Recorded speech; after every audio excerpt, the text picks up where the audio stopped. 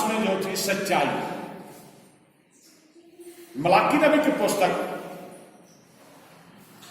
मत्ती रसूल से पहले है मलाकी।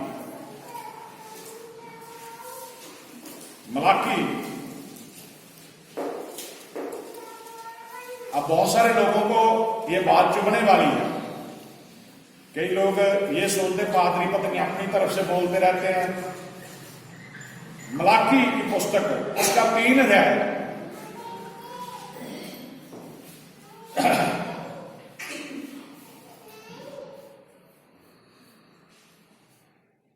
उसकी 6 से 12 तक पढ़ दो।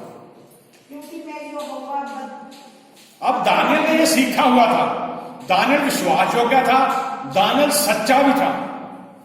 अब हमारे जीवन में सच्चाई नहीं है। आप एक बात बताइए, सभी काम करते हैं? आप बताइए जरा, काम करते हैं तभी पैसा आता है आपके घर में? तो बोलो भाई। कोई भी काम, चाहे छोटा बड़ा, कोई भी काम, कोई भी हो, छोटा बड़ा नहीं होता, काम काम ही है।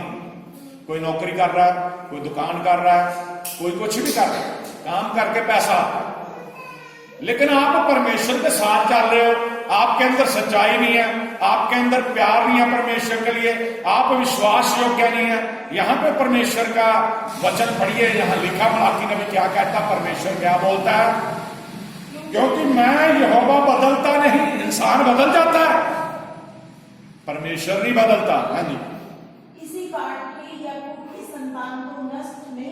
इसी कारण लोग नष्ट नहीं हुए। यकूब की जो संतान है, इसीलिए हम कहते हैं इब्राहिम, इसहाक और यकूब के परमेश्वर, हमारे जो पूर्वज है, जिनकी हम नस्ल है, आगे आगे नस्लें बढ़ती गई।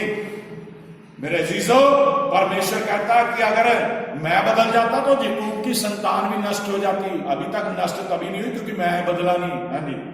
अपने पुरखाओं के दिनों से तुम लोग मेरी विधियों से डरते आए हो। परमेश्वर बता रहा कि अपने बाप दादों के समय से तुम मेरी विधियों से, मेरे हुक्मों से पलटते रहे हो, बदलते रहे हो। हाँ जी।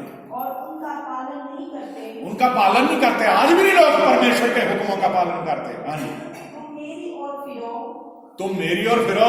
देखो ध्यान से सुनो, परमेश्वर कहता मेरी ओर फिरो, तब मैं भी तुम्हारी ओर फिरूंगा। तब मैं भी तुम्हारी ओर फिरूंगा। सेनाओं के यहोवा का यही वचन। सेनाओं के यहोवा का यह वचन है, किसी आदमी का नहीं है। सेनाओं के यहोवा का वचन, मेरी ओर फिरो तब मैं भी तुम्हारी ओर हो जाऊंगा। सेनाओं के यहोवा का यह वचन है। हाँ जी। परंतु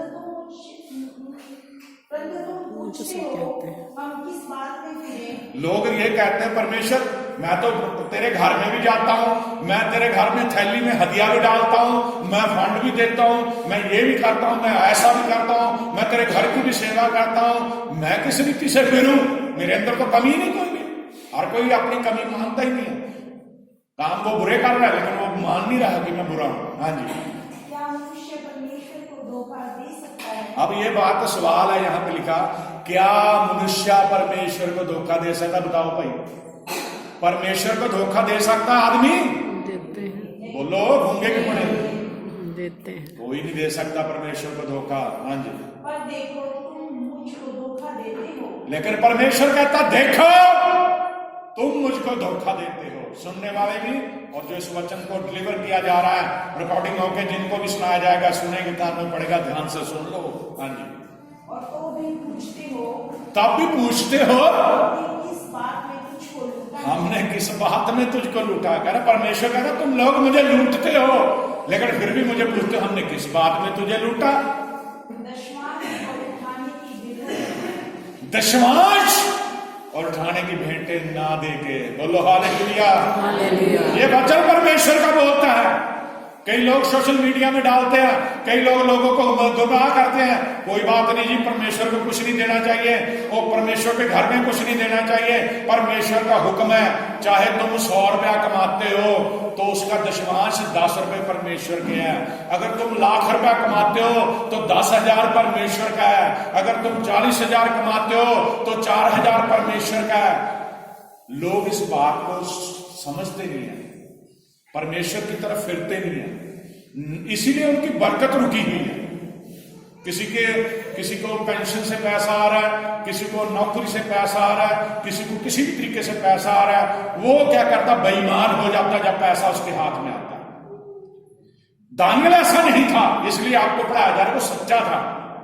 वो दुआ भी तीनों टाइम करता था, जो परमेश्वर का था परमेश्वर को देता था। कई लोग गुमराह हुए पड़े हैं।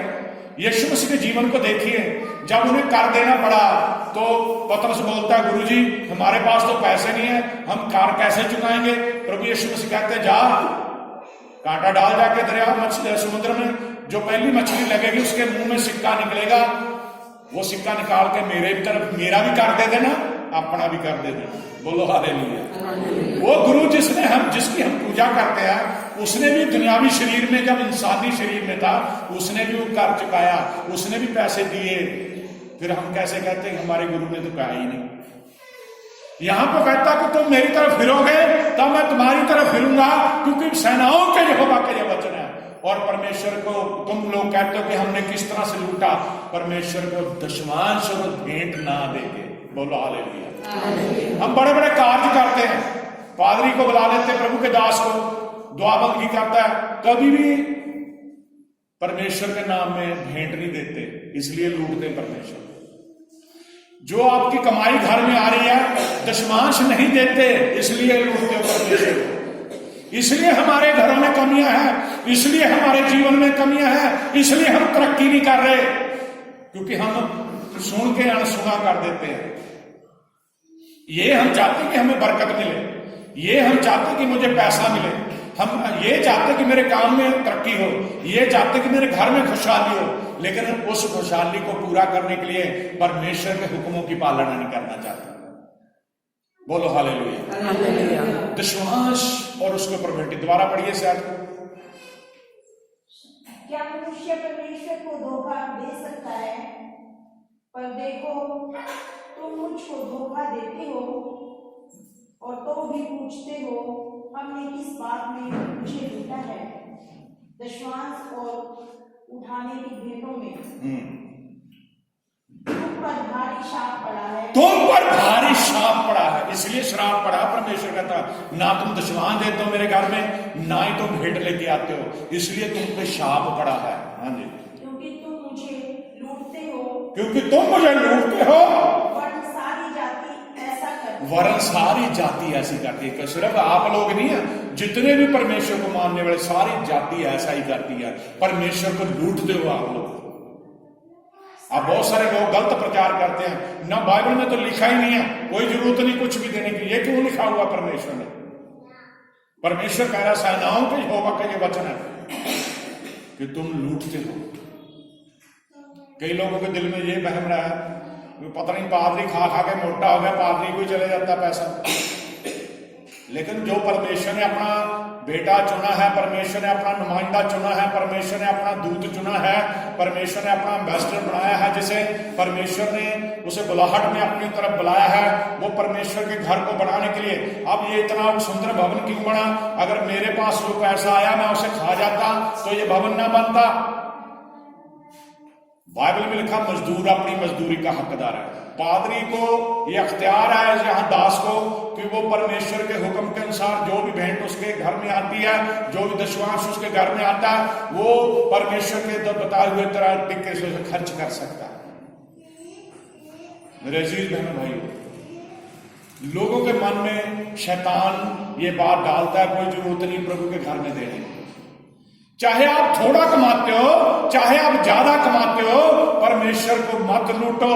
वो कह रहा मेरे घर में दशमांश भी लाओ, भेंट भी लेके आओ। आगे पढ़ो। सारे दशमांश भंडार में ले आओ, सारे दशमांश भंडार में ले आओ, कि मेरे भवन में भोजन वस्तु रहे, मेरे भवन में भोजन वस्तु रहे। और सेनाओं का यहोवा ये कहता है, और सेनाओं का यहोवा ये कहता है, ऐसा करके मुझे परखो, ऐसा करके मुझे परखो। करा जमाओ तो सही। अगर तुम मेरे घर में दशमांश लाओगे, मुझे अजमाओ। अगर तुम मेरे घर में भेंट लाओगे, मुझे अजमाओ। हाँ जी, कि मैं आकाश के झरोखे तुम्हारे लिए खोलकर, कि मैं आकाश के झरोखे तुम्हारे खोलकर तुम्हारे ऊपर अपरंपार आशीष की वर्षा। अच्छा, आकाश के झरोखे खोल के अपरंपार वर्षा करूंगा। अब मैंने बहुत सारे समाज में देखा है, शादी रख लेते, चाहे लड़की की हो चाहे लड़के की हो। शादी पे वो कपड़े पे भी पैसा लगाएंगे, दिल खोल के गहने भी बनाएंगे, लोगों को दिखाने के लिए एक हॉल भी बुक करेंगे, पैलेस भी बुक कर लेंगे, लोगों को दिखाने के लिए बढ़िया से बढ़िया हलवाई बिठाएंगे और क्या आप कहेंगे कि मेरा तो 10 लाख खर्चा आ गया, मेरा तो 15 लाख खर्चा आ गया, लेकिन परमेश्वर के लिए उसने 5 रुपए भी नहीं देने। परमेश्वर के जिसने वो बरकत दी है, जिसकी वजह से सब काम हो रहे हैं, परमेश्वर को कोई शुक्रगुजारी नहीं, परमेश्वर को कोई, अगर आपने 10 लाख लगाया तो उसका दशमांश भी तो देना था। वो 10 लाख आपको पैसा किसने दिया? परमेश्वर ने दिया। अगर आपने जमीन खरीदी है तो 100 रुपया परमेश्वर के लिए रख देते हैं तो करोड़ों की जमीन प्रॉपर्टी बन जाती है। लोगों को समझ होते हुए जानबूझ के वो मूर्ख बने हुए लोग परमेश्वर को लूट रहे हैं। वो कहते परमेश्वर कौन था देख रहा है, परमेश्वर कौन सा खा रहा है पैसे। लेकिन मेरे अजीज बहनों भाइयों, जब आप परमेश्वर के घर में, परमेश्वर के दास में के हाथ में कोई भी भेंट देते हो तो आपकी भेंट परमेश्वर के सामने पहुंच जाती है।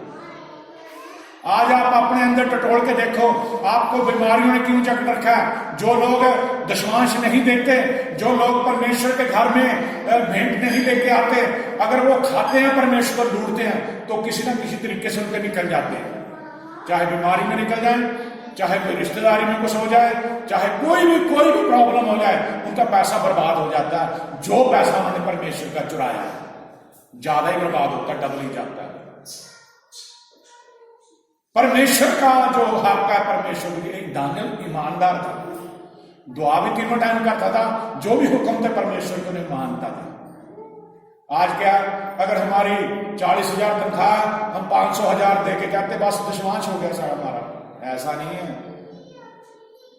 कई लोगों को ये बड़ा अजीब तरह का उनके दिल में ये रहता कि थोड़े से यहां दे दो, थोड़े को फलाने पादरी को भेज दो, थोड़े वहां भेज दो। आप ऐसा क्यों कर रहे हैं? आप जिस प्रभु की हजूरी में बैठ के वचन सुनते हैं, जिस घर से आपका वास्ता है, उस घर के लिए बेहतरी सोचनी है और जगह नहीं। ऐसा करके आपको बरकत नहीं मिल जाएगी कि 1000 उसको दे दो, 1000 उसको दे दो, 1000 उसको दो, बरकत आ गई। ऐसा नहीं होगा।